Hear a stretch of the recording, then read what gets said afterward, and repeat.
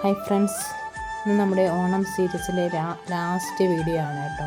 അപ്പോൾ ഇതിനകത്ത് ഒരു സിമ്പിൾ പച്ചടിയും ഉണ്ട്, അതുപോലെ തന്നെ ഒരു കിച്ചടിയും ഉണ്ട് കേട്ടോ. അവിടെ നമ്മൾ പച്ചടി ഉണ്ടാക്കിയിരിക്കുന്നത് ചെറുനാരങ്ങ കൊണ്ടാണ്. വളരെ ഈസി ആയിട്ട് തയ്യാറാക്കാൻ പറ്റുന്ന അടിപൊളി ടേസ്റ്റുള്ളൊരു പച്ചടിയാണ്. അതിനകത്തൊരു 4 ചെറുനാരങ്ങ എടുത്തിട്ടുണ്ട്, ഒരു ചെറിയ കഷ്ണം ഇഞ്ചി, ഒരു 3 പച്ചമുളക് ചെറുതായിട്ട് അരിഞ്ഞത്, ഇത്രയാണ് എടുത്തിരിക്കുന്നത്. ആദ്യം നമുക്ക് ഈ നാരങ്ങ ചെറിയ കഷ്ണങ്ങളാക്കി ചെറിയ കഷ്ണങ്ങളാക്കണം കേട്ടോ. അങ്ങനെ നമ്മൾ അരിഞ്ഞെടുത്തിട്ടുണ്ട്. അതൊരു ചട്ടിയിലിട്ട് കൊടുത്തിട്ടുണ്ട്.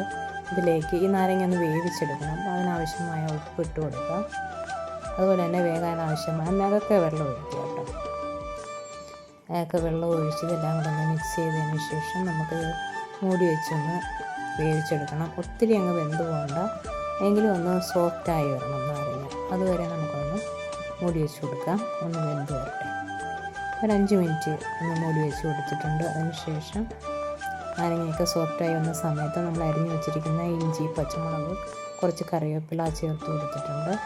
അതും കൂടെ ഒന്ന് മിക്സ് ചെയ്തതിന് ശേഷം വീണ്ടും ഒന്ന് മൂടി വെച്ച് ഒന്ന് തിളപ്പിക്കാം.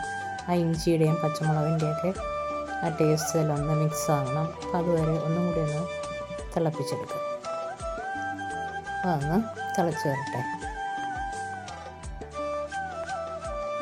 ഒന്ന് തിളച്ച് വന്നതിന് ശേഷം ഇതിലേക്ക് 1 ടേബിൾ സ്പൂൺ പഞ്ചസാരയാണ് ചേർത്ത് കൊടുത്തിരിക്കുന്നത്.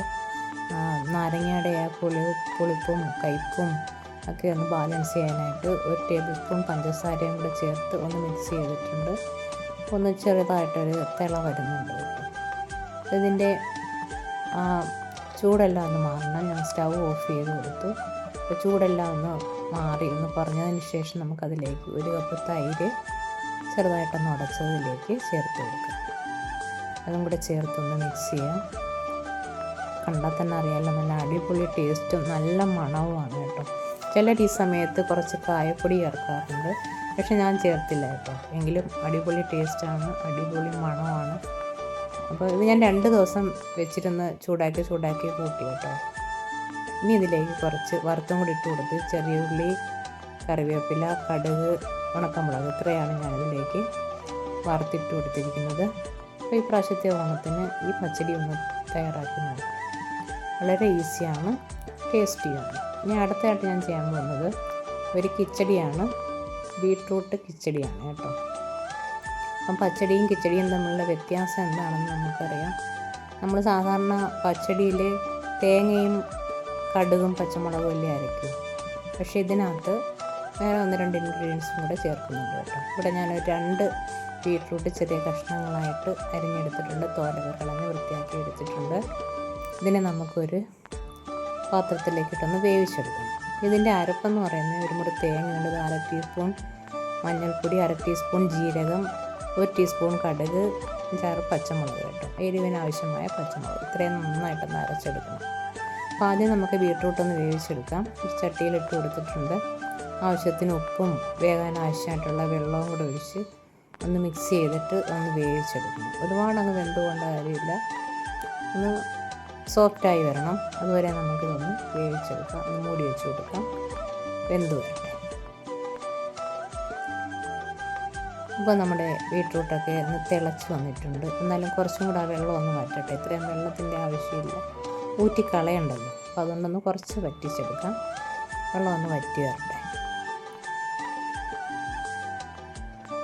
ഇപ്പം നമ്മുടെ വെള്ളമെല്ലാം വറ്റി വന്നിട്ടുണ്ട്. ഇത്രയും മതി. ഇനിയുള്ള വെള്ളം നമുക്ക് വേണമെങ്കിൽ ഒന്ന് ഊറ്റി മാറ്റി വെക്കാം കേട്ടോ. കളയണ്ട, ഊറ്റി മാറ്റി വെച്ചിട്ട് ഇത് തണുക്കുമ്പോൾ മിക്സിയിലിട്ട് ഇതുപോലെ തരിതരിപ്പായിട്ടൊന്ന് അരച്ചെടുക്കാം. അരച്ചെടുത്തതിന് ശേഷം നമ്മൾ അരപ്പരച്ച് വെച്ചിട്ടുണ്ടല്ലോ, ആ അരപ്പൂടി ഇതിലേക്ക് ചേർത്ത് കൊടുക്കാം. അരപ്പും കൂടെ ചേർത്ത് എല്ലാം കൂടെ നന്നായിട്ടൊന്ന് മിക്സ് ചെയ്യാം. കുറച്ച് അരപ്പുള്ളം കൂടെ ഇതിലേക്ക് ചേർത്തിട്ടുണ്ട്. നമ്മൾ നേരത്തെ ബീട്രൂട്ട് വേവിച്ചപ്പോൾ മാറ്റി വെച്ച വെള്ളമുണ്ടല്ലോ, ആ വെള്ളം ഈ സമയത്ത് വേണമെങ്കിൽ നമുക്ക് ആഡ് ചെയ്ത് കൊടുക്കാം കേട്ടോ. അപ്പോൾ ഇതെല്ലാം കൂടെ നന്നായിട്ടൊന്ന് മിക്സ് ചെയ്യാം. ലേശം വെള്ളം ഉണ്ടായിരുന്നു, അതും കൂടെ ചേർത്ത് കൊടുക്കുന്നുണ്ട്. ഇതെല്ലാം കൂടെ ഒന്ന് മിക്സ് ചെയ്യാം. നന്നായിട്ടൊന്ന് മിക്സ് ചെയ്തെടുക്കാം. എന്നിട്ട് ഈ അരപ്പൊക്കെ ഒന്ന് തിളച്ചതിൻ്റെ ആ പച്ചമണമൊക്കെ ഒന്ന് മാറി വരണം. ഞാൻ ഉപ്പൊന്ന് നോക്കി, ഉപ്പ് ലേശം കുറവായിട്ട് തോന്നി. അപ്പം കുറച്ച് ഉപ്പും കൂടെ അതിലേക്ക് ചേർക്കുന്നുണ്ട്. അതും കൂടെ ചേർത്തിട്ട് ഒന്നും കൂടെ ഒന്ന് മിക്സ് ചെയ്യാം. ഇനി അരപ്പൊക്കെ ഒന്ന് തിളച്ച് വരണം. ഈ സമയത്ത് തന്നെ 1 ടേബിൾ സ്പൂൺ പഞ്ചസാരയും കൂടെ ചേർക്കുന്നുണ്ട് കേട്ടോ. പഞ്ചസാരയും കൂടെ ചേർത്ത് നന്നായിട്ടൊന്ന് മിക്സ് ചെയ്യാം.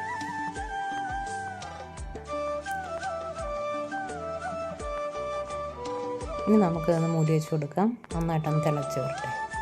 അപ്പം നമ്മുടെ അരപ്പൊക്കെ നന്നായിട്ടൊന്ന് തിളച്ച് വെന്ത് വന്നിട്ടുണ്ട്, ഒന്ന് കുറുകി വന്നിട്ടുണ്ട്. ഈ സമയത്ത് ഞാൻ സ്റ്റൗ ഓഫ് ചെയ്ത് കൊടുത്തു കേട്ടോ. ഓഫ് ചെയ്തതിന് ശേഷം നന്നായിട്ടൊന്ന് ഇളക്കുകയാണ്. ഇതിൻ്റെ ആ ചൂടൊക്കെ ഒന്ന് കുറഞ്ഞ് വരട്ടെ.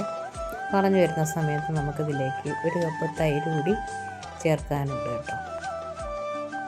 അപ്പോൾ ഇപ്പോൾ ചൂടൊക്കെ ഒന്ന് കുറഞ്ഞു വന്നിട്ടുണ്ട്. നമുക്കിനി തൈര് ചേർത്ത് കൊടുക്കാം.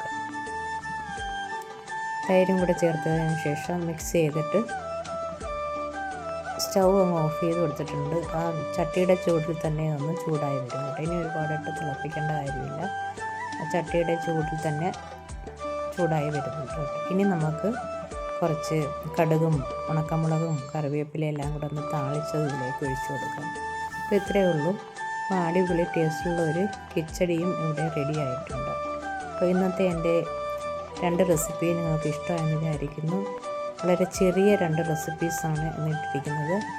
അപ്പം ഈ പ്രാവശ്യത്തെ ഓണത്തിന് എല്ലാവരും ഒന്ന് ട്രൈ ചെയ്ത് നോക്കുക. ഇഷ്ടപ്പെടുന്നെങ്കിൽ ലൈക്ക് ചെയ്യുക, ഷെയർ ചെയ്യുക, കമൻറ്റ് ചെയ്യുക, ചാനൽ സബ്സ്ക്രൈബ് ചെയ്യുക. Okay, thank you.